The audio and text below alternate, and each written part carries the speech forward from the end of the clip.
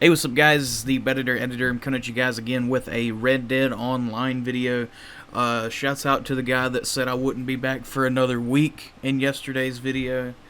Ha, I got you.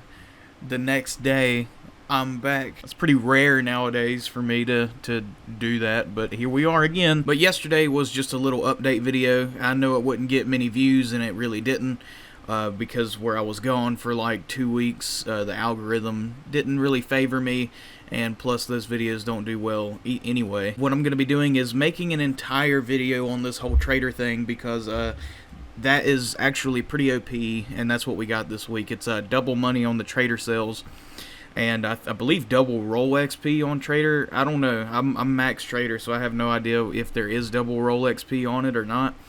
But basically this week, the trader roll is on sale. So if you don't have it, it costs 10 gold bars right now. If you have 10 gold bars, please buy this, because it is like the best roll for money besides the collector. If you guys don't already have the roll, you need to go to a post office or go to your camp lockbox and get a note from Crips.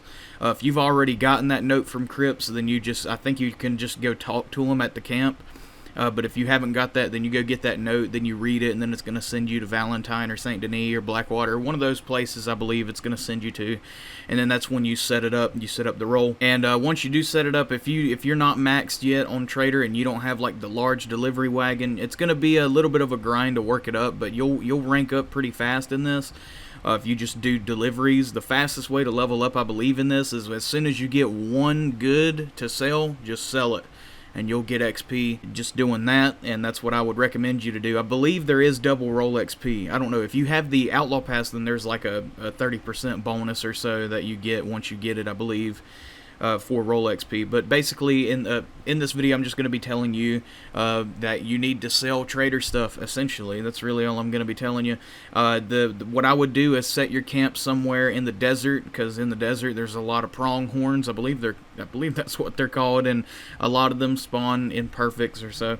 And that's if you don't have the Naturalist roll. Now, if you have the Naturalist roll and the Trader roll, this is too easy, because with the Naturalist roll, if you go to Harriet and you start up a legendary animal mission, or you just find a legendary animal in the wild, which is pretty rare, so I would just recommend you do her missions, which I believe you unlock at level 5 in the Naturalist roll. If you do her missions and you get a skin of a legendary animal and you give it to Crips, it's going to be worth a whole lot. It's going to either fill it up halfway or over halfway, depending on the skin that you have. I believe like the legendary buffalo fills it up like 75% of the way, and you're just going to start up one of her missions, do the mission, get the skin, and once you get it, you're just going to take it to Crips, and it's going to be worth a ton of materials.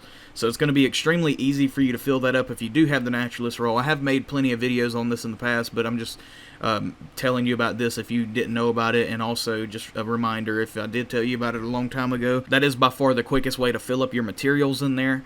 Or you could hunt cougars and stuff. There used to be like an exploit with cougars, kind of west of Valentine, or west of Blackwater. You could go over there near tall trees, and there would be a specific cougar spawn you could get over and over, but I haven't gotten it to work in a long time, so I believe they fixed that.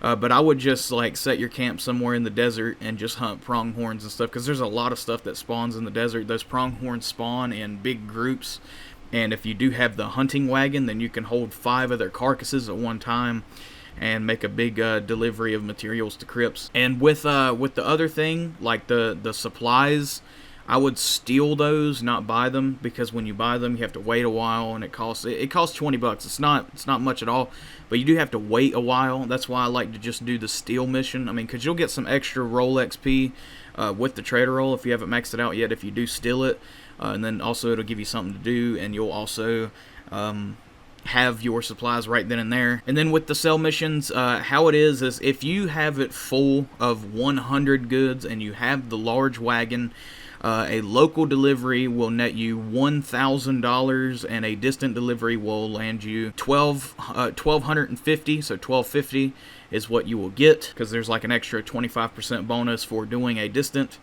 Typically it's $500 for a local, and then $625 or something like that for a distant. But this week, and this week only, until they do this again, it'll be $1,000 for a local and $1,250 for a distant. If you're in like a heavily populated lobby and you're by yourself and you don't have any protection or anything and you're scared of people screwing with you, what I would do is do a distant delivery. I mean, I'm sorry.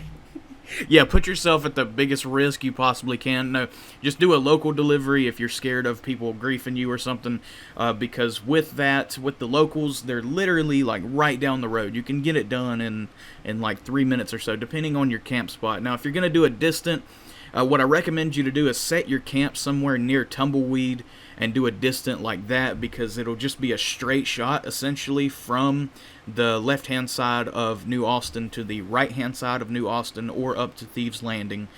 So you won't have to go through too many mountainous terrains or anything. It'll just be like a straight shot. So I do recommend, if you're going to do a distant in that way.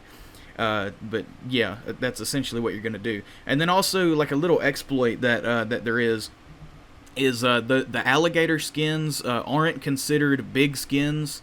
Typically, like big skins in a hunting wagon, at least, you can only hold 5 of them. So, for example, if you killed 5 buffalo and you got all 5 of their skins and you put them in your hunting wagon, you can't put nothing else in there.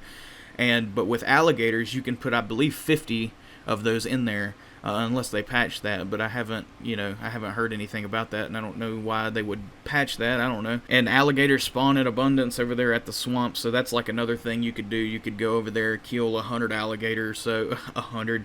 You could go over there and kill a bunch of alligators and get other stuff that you get. This is only if you don't have the Naturalist role. If you have the Naturalist role, just go get those legendary animals. Just go get those. That'll make it a whole lot easier. You'll fill up your camp a whole lot. And then also, like I was saying earlier, with the pronghorns, there's a lot of those in abundance in the New Austin area, sort of near Armadillo. So really, wherever the desert is, you'll find those. They spawn in packs of like 6 to 7 sometimes, maybe even more. And in this footage, for some reason, I skin it. Don't do that. Don't skin it. If you find a perfect pronghorn and you shoot it in the head with a hunting rifle, that'll net you a perfect kill, and you won't have to worry about it losing its star level. What you want to do is just pick up the body of it and put it on your horse and take it to crypts, or if you have a hunting wagon, then try to kill as many as you can in like clean one-shot kills. Put them all in the hunting wagon, take them to crypts, and be like, yo buddy, here's some more stuff, and go ahead and give it to them. But yeah, there you go.